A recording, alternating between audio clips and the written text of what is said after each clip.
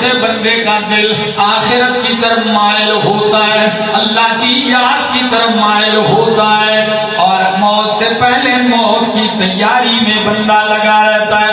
یہی وہ وقت ہے، یہی وہ حقیقت ہے۔ قرآن جب بیان کرتا ہے تو قرآن کہتا ہے کل من علیہا فان۔ ایسے دن لگ رہے تو ساڑھے آپ جو سبحان اللہ۔ کل من علیہا فان، اس دھرتی پہ جتنے لوگ آباد ہیں سب نے کیا ہونا ہے؟ فنا ہونا ہے۔ اور دوسری آیت میں فرمایا کل نفس ذائقۃ الموت، ہر نفس نے موت کا ذائقہ چکھنا ہے۔ تیسری آیت میں فرمایا کل شیء ہالک، ہر شے نے ہلاک ہونا ہے الا وجہہ، مگر رب کی ذات۔ تو ہر مولی والو اتنی حقیقتیں قرآن بیان کرتا ہے، ہر جگہ لفظ کل کے ساتھ کہ مت کہ کوئی کہے میں بچ جاؤں گا۔ شاہ ہے، گدا ہے، بادشاہ ہے، زوراور ہے، امیر ہے، غریب ہے، کوئی نہیں بچے گا۔ کل من علیہا فان، کون بچے گا؟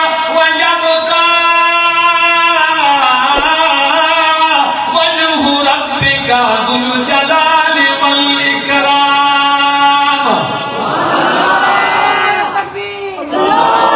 ایک رب کی ذات باقی رہے گی، وَيَبْقَى وَجْهُ رَبِّكَ ذُو الْجَلَالِ وَالْإِكْرَامِ۔ اور دوسری آیت میں فرمایا کل نفس ذائقۃ الموت، ہر نفس نے موت کا ذائقہ چکھنا ہے۔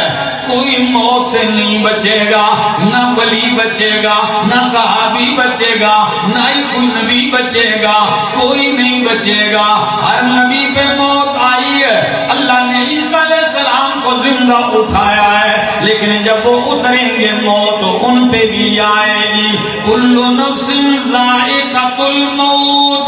اور تیسری آیت سنیے کل شیء ہالک، ہر شے نے ہلاک ہونا ہے الا وجہہ، اگر ہلاکت سے بچے گی کس کی ذات بچے گی؟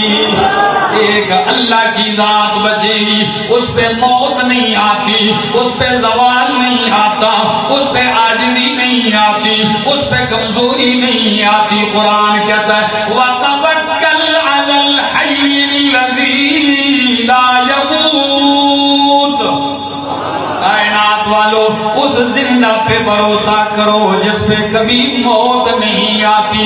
موت آنا تو درکنار، اس کا تعارف بھی قرآن یوں کرتا ہے اللہ لا الہ الا هو الحی القیوم، اللہ لا الہ الا ہو، اس کے سوا کوئی الہ نہیں۔ دلیل کیا ہے؟ الحی، وہ کیا ہے؟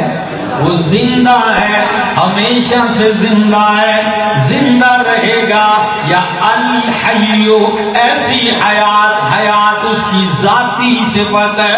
الحی، آپ کہیں گے زندہ تو ہم بھی ہیں، ہم زندہ ہیں لیکن پہلے نہیں تھے۔ کنتم امواتا فاحیاکم ثم یمیتکم ثم یحییکم ثم الیہ ترجعون۔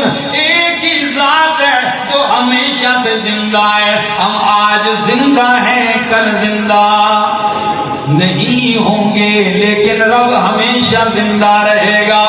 اور صرف زندہ ہی نہیں ہے، خود زندہ ہے، دوسروں کو زندگیاں دینے والا ہے، خود زندہ ہے، دوسروں کی زندگیوں کا مالک ہے۔ القیوم، وہی ساری کائنات کو، ہر چیز کو تھامنے والا ہے، ہر چیز کو اسی نے تھاما ہوا ہے۔ اللہ اکبر۔ تو فرمایا موت آنی ہے، فنا نے آنا ہے، اس سے پہلے اس کی تیاری کر لیجیے.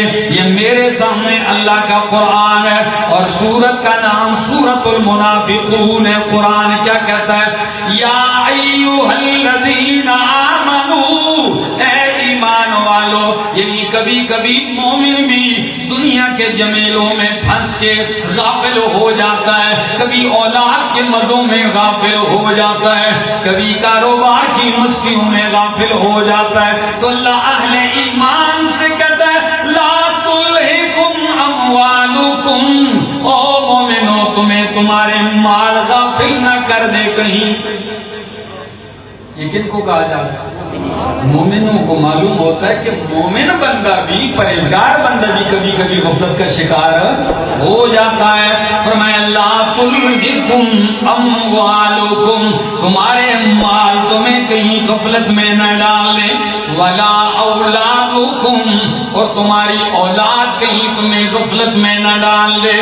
کبھی کبھی ایسا ہوتا ہے مال میں ایسا مگن ہوتا ہے، نمازوں کی نمازیں جا رہی ہیں، کبھی اس کو خیال تک نہیں آیا، مال میں ایسا مگن ہو گیا، حلال حرام کی تمیز بھول گیا، مال میں ایسا مگن ہو گیا کہ اللہ کا حق دینا بھی اس کو زکوٰۃ صدقہ یاد ہی نہیں رہا. فرمایا تمہارے مال تمہیں غافل نہ کر دے اور تمہاری اولاد تمہیں غافل نہ کر دے. کس سے؟